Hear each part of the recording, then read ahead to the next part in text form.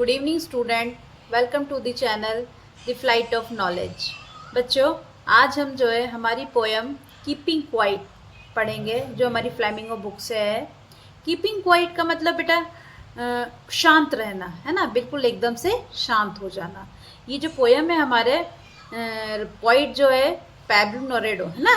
Pablo Neruda का नाम आप बिल्कुल अच्छे से याद रख लीजिए, क्योंकि ये क्वेश्चन हमेशा एग्ज़ाम टाइम में पूछा जाता है। और फिर उस वक्त जब पोएम की लाइंस हमें लिखने को आती हैं, एक्सप्लेन करने को आती है, तो हमें नाम याद नहीं आता और हम बहुत सोचते हैं और वहीं हम गलती कर देते हैं। तो इससे अच्छा है कि आप अभी से अपने इसको थोड़ा सा रिपीट कर लीजिएगा, इस नाम को 2-4 बार, तो आपको याद हो जाएगा।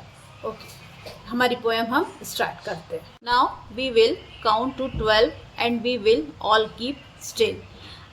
हम 12 तक काउंट करेंगे। अब हम 12 तक काउंट करेंगे और फिर हम इस पे स्टे रहेंगे। मतलब 12 तक काउंट करने का मतलब काउंट तो हम 13 भी कर सकते हैं, 14 भी कर सकते हैं, आगे और 20, 100 तक काउंट कर सकते हैं। काउंट के लिए हमें कोई ऐसी कोई बॉर्डर नहीं है।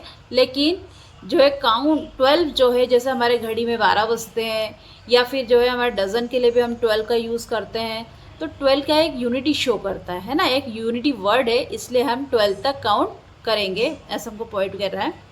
For once on the face of the earth, है ना, let's not speak in my any language.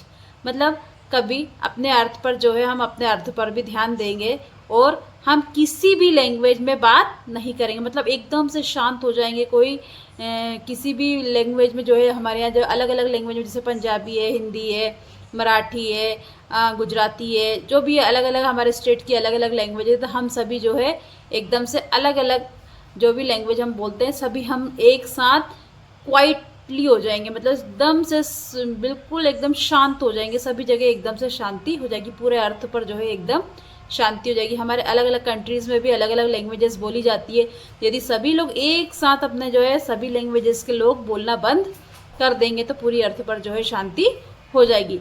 Let's stop for 1 second. सभी लोग कितना 1 सेकेंड के लिए यदि हम स्टॉप हो जाते हैं। And not move our arms so much, और हम हमारे हाथ पैरों को बिल्कुल भी नहीं हिलाते हैं। It would be an exotic movement. ये एक ऐसा मूवमेंट होगा जो एग्जॉटिक मतलब सबसे स्पेशल, सबसे अलग है ना, जो रेयर होता है, जो देखने को हमें नहीं मिलता है। विदाउट रश, और कोई जल्दबाजी नहीं। हम हर काम को करने के लिए बहुत जल्दबाजी करते हैं। हम अपना, जैसे हमें ऑफिस जाना है या कहीं भी हमारे काम पर जाना है, तो हम उसके लिए जल्दी जल्दी खाना खाते हैं, दौड़ दौड़ के काम करते हैं, अपनी जल्दी जल्दी तैयारी करते हैं। तो इस टाइप का कोई रश हमारे लिए नहीं रहेगा। Without engines we would all be together, है ना।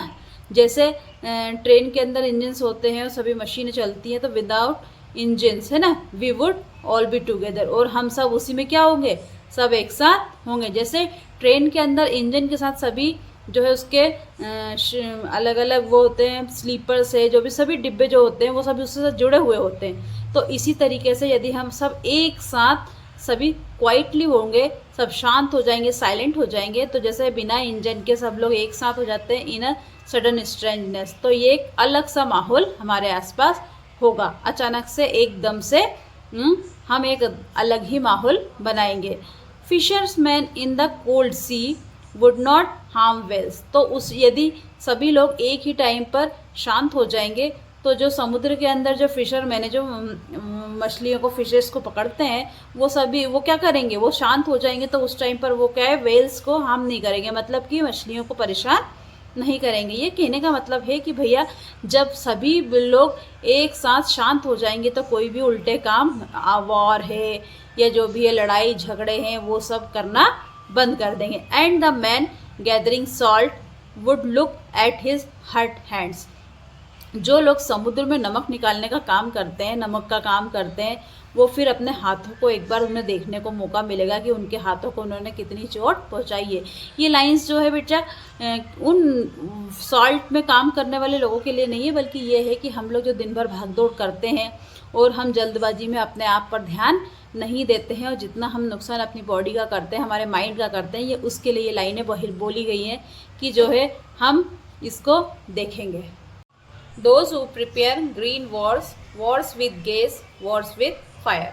अच्छा, जो लोग है ना, मतलब ग्रीन वायर्स की तैयारी करते हैं, मतलब ग्रीन वायर्स है ना कि जो है हमारे फ्लोरा और फाउना को जो नुकसान करते हैं, हमारे वनस्पति पेड़ पौधे जीव जंतु को जो नुकसान पहुंचा रहे हैं, वो जिससे हमारे जंगल साफ होते जा रहे हैं, उसके बारे में बोली गई ये लाइनें।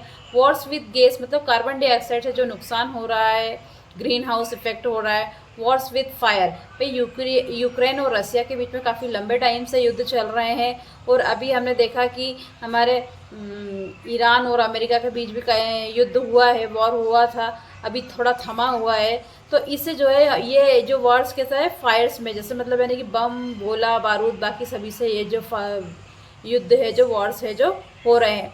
तो इससे पॉइंट हमारा कह रहा है कि विक्ट्री विद नो सर्वाइवर्स, मतलब यानी कि विक्ट्री जो है कभी भी सर्वाइव नहीं करती है, मतलब कि दो लोगों के बीच की लड़ाई में कभी भी किसी की जीत नहीं होती है। जीत किसी की भी हो लेकिन नुकसान दोनों का ही होता है भाई, दोनों तरफ के लोग मरते हैं, जन की भी हानि होती है, धन की भी हानि होती है भाई, बिल्डिंग्स भी टूटती हैं, आपके जो है सैन्य शक्ति भी खत्म होती है, कई लोग मारे जाते हैं, है ना। अब खाने पीने का सब कुछ, सारी सुविधाएं जो है सब कम हो जाती हैं, तो नुकसान दोनों तरफ से ही होता है।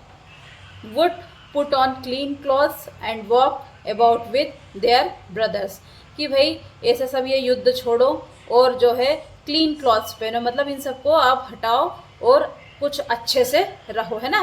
Walk about with their brothers, और सबके साथ में ब्रदर्स की तरह रहो, मतलब यानी कि मिलजुल कर भाईचारे की तरह रहो।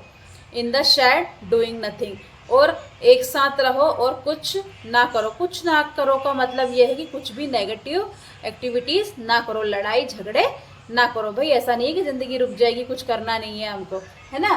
तो डूइंग नथिंग का मतलब है कि कुछ भी किसी को नुकसान हो ऐसा कोई काम ना करो, है ना। What I want should not be confused, है ना।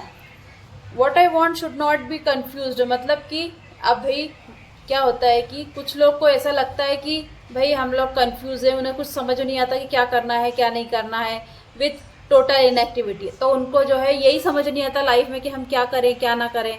Life is what is about, उन्हें ये समझ में आता है कि लाइफ में हमें क्या करना चाहिए। I want no struck with death, अरे भाई मैं ये नहीं कह रहा हूँ कि कोई काम मत करो और बस बिना काम के ऐसे ही पड़े रहो और ऐसे ही मर जाओ, अरे भाई नहीं। If we were not so single minded, यदि हम ऐसे सिंगल माइंडेड नहीं है। About keeping our lives moving, हमें हमारे जीवन में हमेशा मूव करते रहना चाहिए, लेकिन हमेशा पॉजिटिवली हमको काम करना चाहिए। लड़ाई झगड़े छोड़ देना चाहिए, वॉर्स नहीं करना चाहिए, इसके बजाय जो है हमेशा दूसरों की हेल्प करना चाहिए, सिंगल माइंडेड रहना चाहिए। About keeping our lives moving, और हमें हमारा जीवन आगे बढ़ाने के लिए, हमारी जीविका को आगे चलाने के लिए जो है इंजॉयफुल लाइफ जीना चाहिए। And for once could do nothing, perhaps a huge silence, एक बार के लिए कुछ मत करो। कुछ मत करो का मतलब परहैप्स अ ह्यूज साइलेंस, और एक बड़ा सा ह्यूज यानी बहुत बड़े रूप में जो है साइलेंस बनाओ, मतलब कि सभी कंट्रीज़ के लोग जो हैं एकदम से सभी लोग साइलेंस हो जाएं। Might interrupt this sadness of never understanding ourselves end of threatening ourselves with death, है ना। कि भाई एक साथ से जो है सभी लोग, सभी कंट्री साइड्स के लोग जो है सब एक साथ से साइलेंट हो जाएंगे, तो जो है एक अलग ही माहौल बनेगा, और उस माहौल में जो है जो हमारे अंदर की सैडनेस है, हम अपने अंदर झांक कर देखेंगे, अपनी आत्मा को पढ़ेंगे कि हमें हमारे जीवन में क्या करना चाहिए, क्या अच्छा है क्या बुरा है, हमारा उस पर ध्यान जाएगा। या जो हम कंफ्यूज हो रहे हैं कि हमें कुछ समझ नहीं आता है काम करने के लिए, हम क्या करें क्या ना करें, तो ये अनबन जो है हमारी ठीक हो जाएगी। जैसे कि थोड़ा हमें बताया भी जाता है कि हमें मेडिटेशन करना चाहिए। मेडिटेशन का मतलब यही कि थोड़ा सा अपने आप के बारे में सोचो, थोड़ा सा ध्यान दो, थोड़ा अपने माइंड में साइलेंस बना के रखो, ज़्यादा बोलो मत, और थोड़ा सा सोचने की शक्ति रखो। मतलब यानी कि थोड़ा सा हम सोचेंगे तो हमें ये समझ आएगा कि हमें क्या करना चाहिए, ताकि हम अपनी लाइफ में खूब अच्छे से और भी जॉयफुल तरीके से हमारी लर्निंग कर सकें। Perhaps the earth can teach us as when everything seems dead and later proves to be alive. भाई यदि हमें नहीं समझ में आ रहा है तो भैया अर्थ से सीखो, अर्थ हमें सिखाती है, टीच करती है ना। As when everything seems dead, जब हमें सब कुछ ऐसा लगा कि अरे यार अब तो कुछ भी नहीं बचा लाइफ के अंदर, अब तो ऐसे ही मरना है, ये जो हमारे नसीब में था वही हो गया, तो ऐसा नहीं है। And later proves to be alive. तो हमें उसके बाद में भी जैसा अर्थ पर कैसा होता है कि भाई एक बार स्प्रिंग आया, रेनी आता, अलग अलग सीजन होते हैं भाई। विंटर्स में जो है सारे पत्ते जो है पेड़ों से झड़ जाते हैं, लेकिन फिर क्या होता है स्प्रिंग में वापस से उन पर बहार आती है। तो उसी तरीके से हमें भी हमारी लाइफ में ऐसा नहीं कि भाई एक बार हमें किसी काम को करने में असफल हो गए हम, तो हमें दूसरी बार मौका ही नहीं मिलेगा। And later proves to be alive, मतलब कि हमें फिर से जो है दोबारा अपने काम को शुरू करना चाहिए और अपनी लाइफ को एक एंजॉयफुल तरीके से जीना चाहिए। Now I will count up to 12 and you keep quiet and I will go. अब भाई पॉइंट यूँ कह रहा है कि मैं फिर से 12 तक काउंट करूँगा और फिर तुम सब शांत हो जाओगे एंड आई विल गो, और मैं चला जाऊंगा। तो स्टूडेंट्स जो है ये पोएम जो है हमारी कीप क्वाइट जो है बहुत ही प्यारी पोएम है। ये कोई एक राइमिंग वर्ड्स में नहीं है, सिंगल लाइंस में और बिल्कुल एकदम सिंपल लैंग्वेज में लिखी हुई है। यूँ ही हमारे को इसका मीनिंग समझ में आ रहा है इस चैप्टर से। आपको जो है ये जो स्टैंजा है हमारा, ये बहुत एक मेन स्टैंजा है। इसके बारे में जो है अधिकतर एग्जाम्स में पूछा जाता है। तो आपको जो है बच्चों इसके राइट पॉइंट्स के नाम भी हमें याद रखना है और उसके बाद में इनकी लाइंस की मीनिंग भी हमें अच्छे से करना है। जल्दी से जल्दी आपको जो है हमारी अगली वीडियो पर इसका सेंटर आइडिया और इसके क्वेश्चन आंसर देखने को मिलेंगे। तो भैया चैनल को जल्दी सब्सक्राइब करो, शेयर करो, लाइक करो। Okay bye.